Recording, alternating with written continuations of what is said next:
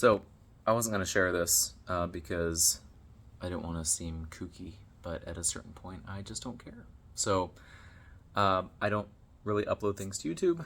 Um, as you can probably tell, I'm not great speaking into a camera, but I'm just going to put this out there. So beginning of November, I think it was like November 4th, I had a dream. And I feel a little bit more confident sharing it now, a few months removed since the recency bias has mostly subsided, and I can say still that it is probably not probably it is the most vivid dream I've ever had, and the most impactful to me personally. So I'll just go through it real quickly, and then a little bit of my own anecdote in terms of how it has affected me. So, cutting to the chase, yes, it was a rapture dream, or whatever you want to call it, Jesus' second coming. Uh, and to preface, also, I am kind of, I'm not really sure where I stand in terms of end times stuff. So, I think preterism has a lot of merit in terms of its, the interpretation. Um, I used to be very dispensationally minded and, left behind books and all that stuff. I don't really believe that anymore. I think if what's talked about in Matthew 24 and in Revelation, if that is yet to happen, I personally believe that the believers, the church, would go through much of, if not all, of the tribulation.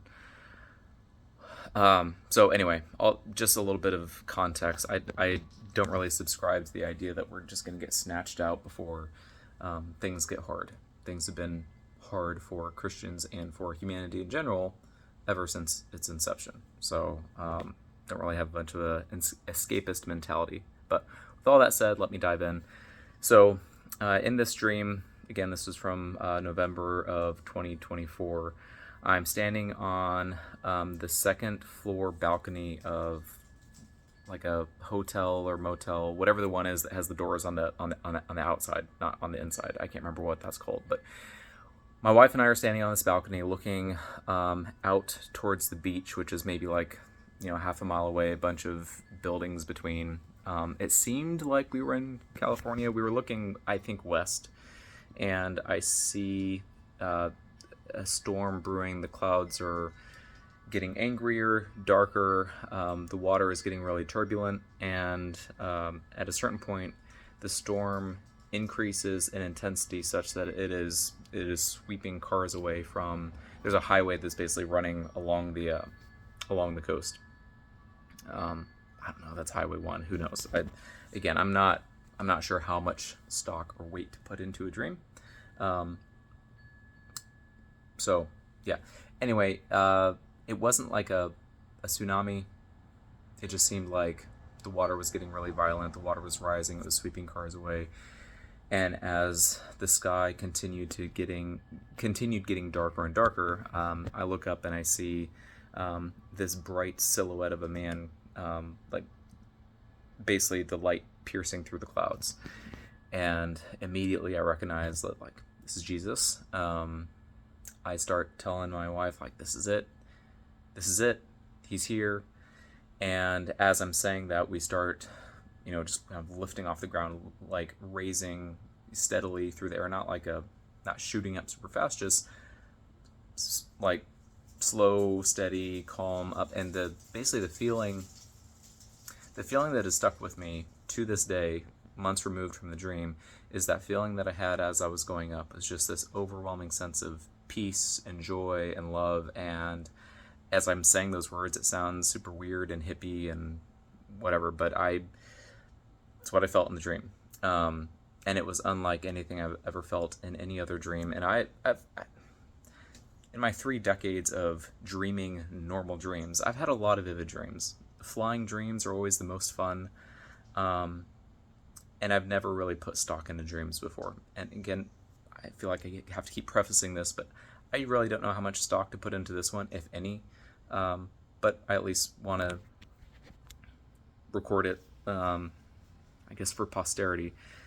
Getting back to the dream, as we continue floating up, eventually we go through the clouds, and at some point we basically end up on my feet set down on a grassy field with hills rolling in basically every direction. It's just beautiful rolling hills. I see a few other people. I see a few other people there, including, as I look to my left, I see my daughter, who is in my dream. She's a 10-year-old currently, 2.5 years old. Again, not sure what that means, if anything. And from there, the dream gets a little fuzzier, but I don't know, the dream just really hit me hard back in November. And the thing that it did to me personally was it reminded me not to take this life for granted, that it could end at any moment. Whether something, I mean, we just went through Hurricane Beryl last year, and that was pretty scary. We have no idea when our last breath is going to be. Whether that's because of some cataclysm. There's a lot of crazy stuff that happens in this world. Or it could be because Jesus returns. I have no idea when this life is going to end. And it basically, the thing I took away is that I need to live every day as if this is my last day.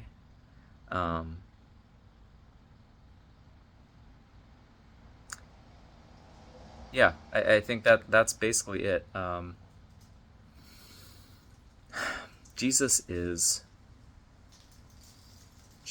everything. He is should be our entire purpose. He is God incarnate.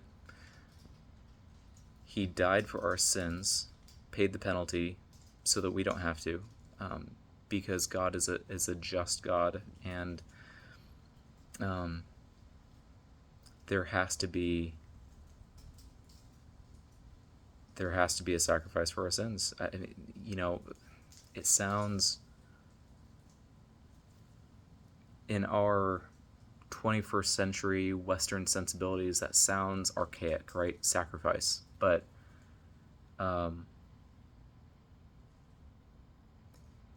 we are doomed eternally without Jesus. So I know that probably sounds offensive to a lot of people, but there it is. So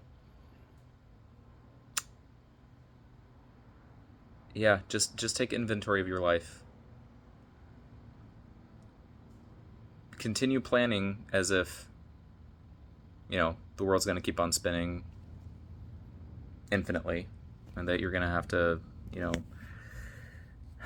go to work tomorrow and plan for retirement and send your kids to school, but at the same time prepare your hearts as if he could come at any moment. And remember, there is so much more to this life than what we see and feel and perceive. I think that's something that people hear the word supernatural, and it sounds kooky. But I think maybe a better way to frame it is just what's imperceptible.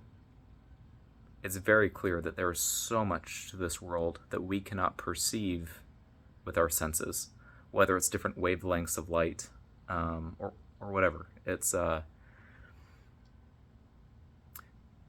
don't get caught in the trap that all that exists is just what you perceive. There's a lot more.